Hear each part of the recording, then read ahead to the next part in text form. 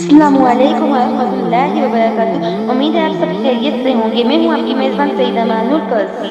میرے پیارے بہن بھائیوں، کیا کبھی رات کے اندھیرے میں جب دنیا سو رہی ہوتی ہے آپ کو اپنے اندر ایک عجیب سا بوجھ محسوس ہوا ہے؟ کیا کبھی ماضی کی غلطیاں، وہ گناہ جو آپ نے چھپ کر کیے، جنہیں دنیا نہیں جانتی، وہ آپ کے سامنے آ کے کھڑے ہو جاتے ہیں اور آپ کا ضمیر آپ کو ملامت کرتا ہے؟ کیا کبھی دل کے کسی کونے سے یہ آواز آئی ہے کہ میں تو اتنا گنہگار ہوں، میں تو اتنا سیاہکار ہوں، کیا میرا رب مجھے کبھی معاف کرے گا؟ کیا میرے لیے بھی توبہ کا کوئی دروازہ کھلا ہے؟ انسان جب گناہوں کی دل میں پھنس جاتا ہے نا، تو شیطان اس کے دل میں سب سے پہلا وسوسہ یہ ڈالتا ہے کہ اب تم کبھی اچھے انسان نہیں بن سکتے، اللہ تم سے ناراض ہو چکا ہے۔ لیکن آج میں سیدہ مانور قاسمی آپ کو یہ بتانے آئی ہوں کہ مایوسی کفر ہے۔ آج کی اس ویڈیو میں ہم بات کریں گے گناہوں کے اس بوجھ کی جو انسان کو اندر ہی اندر سے کھا جاتا ہے، اور اللہ کی اس بے پناہ اور وسیع رحمت کی جو گنہگاروں کو گلے لگانے کے لیے ہر وقت تیار رہتی ہے۔ یہ ویڈیو آپ کے دل کو پاک بھی کرے گی اور آپ کو ایک نئی زندگی کی امید بھی دے گی۔ اسے آخر تک لازمی دیکھیے گا۔ گناہ کی حقیقت اور دل پر کالا دھبا۔ میرے عزیزو، ہم سب انسان ہیں اور انسان خطا کا پتلا ہے۔ کائنات میں کوئی بھی انسان ایسا نہیں جس سے کبھی کوئی غلطی یا گناہ نہ ہوا ہو۔ لیکن گناہ کی سب سے بڑی معبد الطبیعیاتی حقیقت کیا ہے؟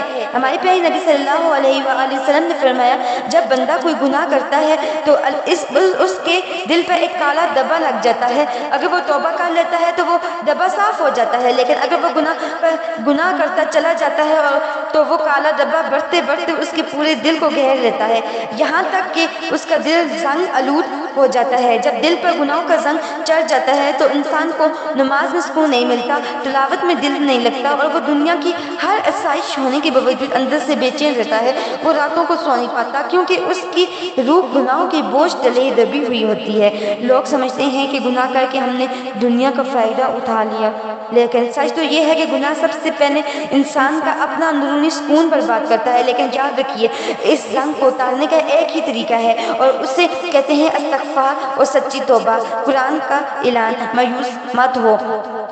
جب انسان اپنے گناہوں کو دیکھ کر مایوس ہونے لگتا ہے تو اللہ رب العزت قرآن پاک میں کائنات کا سب سے خوبصورت اعلان فرماتا ہے۔ سورۃ الزمر میں اللہ تعالیٰ کا ارشاد ہے کہ اے میرے بندو، جنہوں نے اپنی جانوں پر ظلم کیا ہے، گناہ کر کے اللہ کی رحمت سے مایوس نہ ہونا، یقیناً اللہ تمام گناہوں کو معاف فرما دیتا ہے، وہ تو غفور رحیم ہے۔ سبحان اللہ۔